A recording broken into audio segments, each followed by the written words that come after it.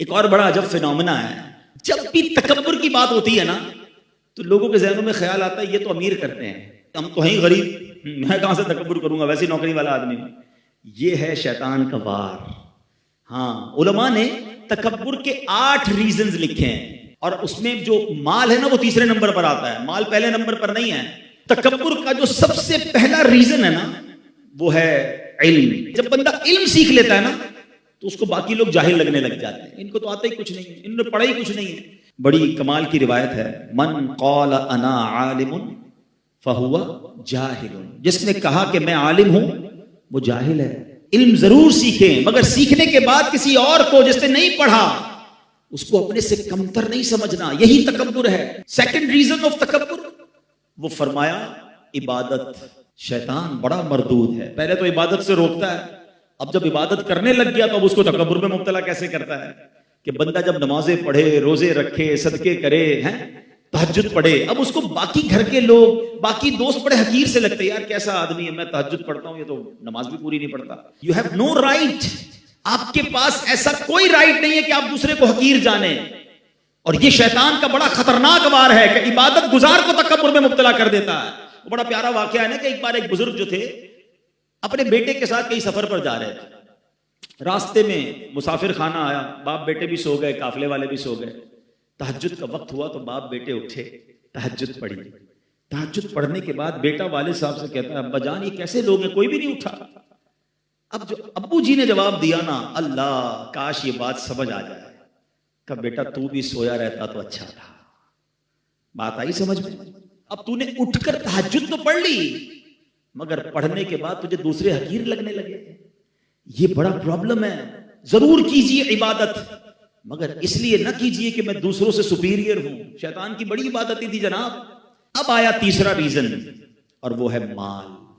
جب پیسہ آتا ہے تو انسان کو غریب اچھا نہیں لگتا ہے، اس کو لگتا ہے میں نے کمایا ہے، میں نے جناب یہ عروج حاصل کیا ہے۔ ہمیشہ یاد رکھیں جو کچھ دیا ہے وہ رب نے دیا ہے، وہ جب چاہے واپس لے سکتا ہے۔ بزرگ بیٹھے پوچھو ان سے، ہم نے راتوں رات امیر کو کنگال ہوتے دیکھا ہے، زکات دینے والوں کو زکات لینے والا بنتے دیکھا ہے۔ اس کووڈ نے تو بہت کچھ لوگوں کو دکھایا نا، کئیوں کو عروج ملا، کئیوں کو زوال ملا۔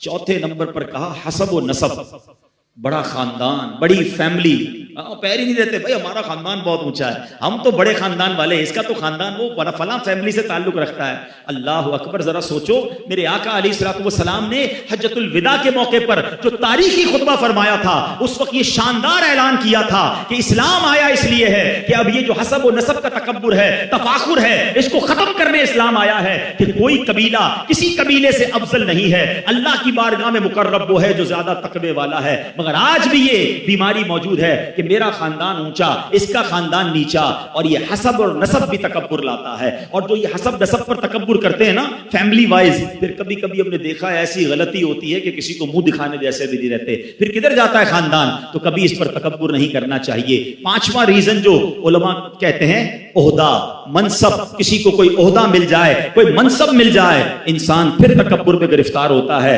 حالانکہ یہ عہدے، یہ کرسیاں، یہ چند دنوں کی ہوتی ہیں، اس پر تکبر نہیں کرنا چاہیے۔ چھٹا، کامیابیاں۔ جب بندے کو دھڑا دھڑ کامیابیاں ملے نا، ارے بھائی میں تو پتھر کو ہاتھ لگاتا ہوں سونا ہو جاتا ہے، جو ڈیل کرتا ہوں فائدہ ہی فائدہ ہوتا ہے، جو فیصلہ کرتا ہوں کمال کا ہوتا ہے۔ ابھی ایک آئٹم خریدی، ہر کوئی منع کر رہا تھا، میں نے خریدی، دیکھو پیسے بڑھ گئے، یہ مجھے ایسا پتا ہے۔